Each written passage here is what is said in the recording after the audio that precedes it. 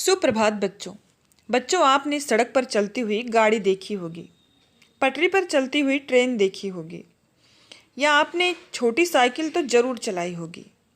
बच्चों, क्या आपने कभी ध्यान दिया कि ये किसके सहारे चलती हैं? ये पहिया के सहारे चलती हैं। आपने इन सबको पहिया के सहारे एक स्थान से दूसरे स्थान तक जाते हुए देखा होगा, लेकिन क्या कभी किसी कुर्सी में पहिया लगा हुआ देखा है?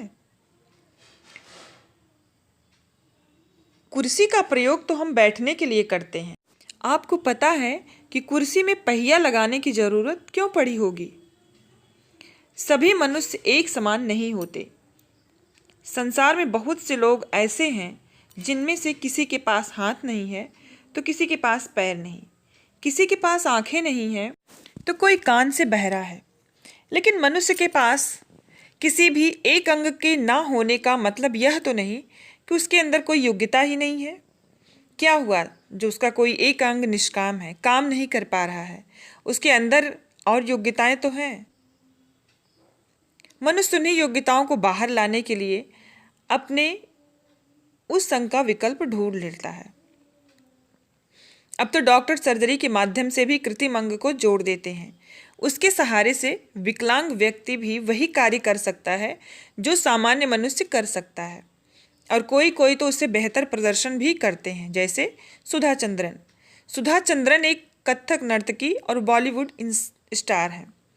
क्या आपको पता है कि सुधा चंद्रन का भी एक पैर एड़ी के नीचे से कटा हुआ है और कृत्रिम पैर लगाए गए हैं? कृत्रिम का मतलब होता है बनावटी या नकली।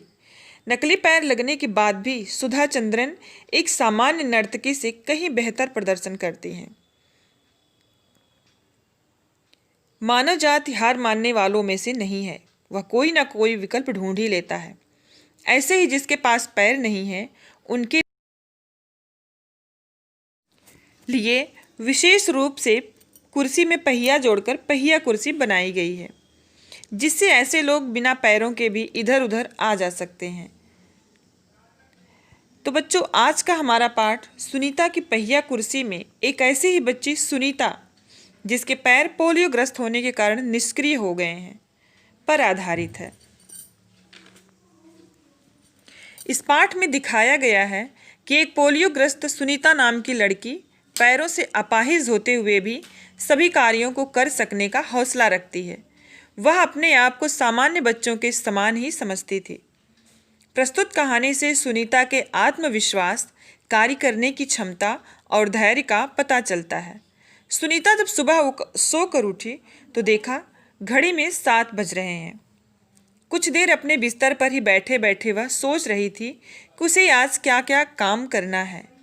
उसने अपनी टांगों को हाथ से पकड़कर खींचा और उन्हें पलंग से नीचे की ओर लटकाया। फिर पलंग का सहारा लेती हुई अपनी पहिया कुर्सी तक बढ़ी। सुनीता चलने फिरने के लिए पहिया कुर्सी की मदद लेती है, क्योंकि उसका पैर पोलियोग्रस्त है, लेकिन वह अपना काम स्वयं करना चाहती है। इसलिए अपने रोजाना का काम करने के लिए उसने स्वयं ही कई तरीके ढूंढ निकाले हैं। 8 बजे तक सुनीता नहा धोकर तैयार हो गई। माँ ने मेज पर नाश्ता लगा दिया था। माँ, अचार की बोतल पकड़ाना, सुनीता ने कहा।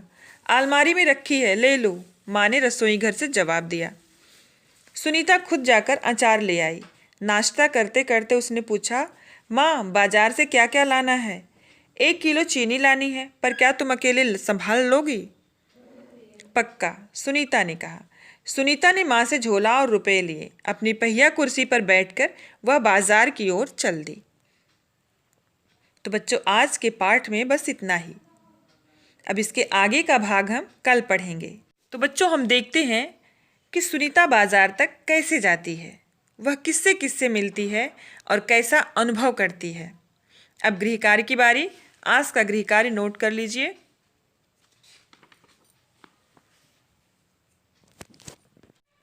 गृह कार्य है, यदि सुनीता आपकी पाठशाला में आए तो उसे किन किन कामों में परेशानी आएगी और उसकी यह परेशानी आप किस तरह से दूर कर सकते हैं, इसे अपनी नोटबुक में लिखिएगा।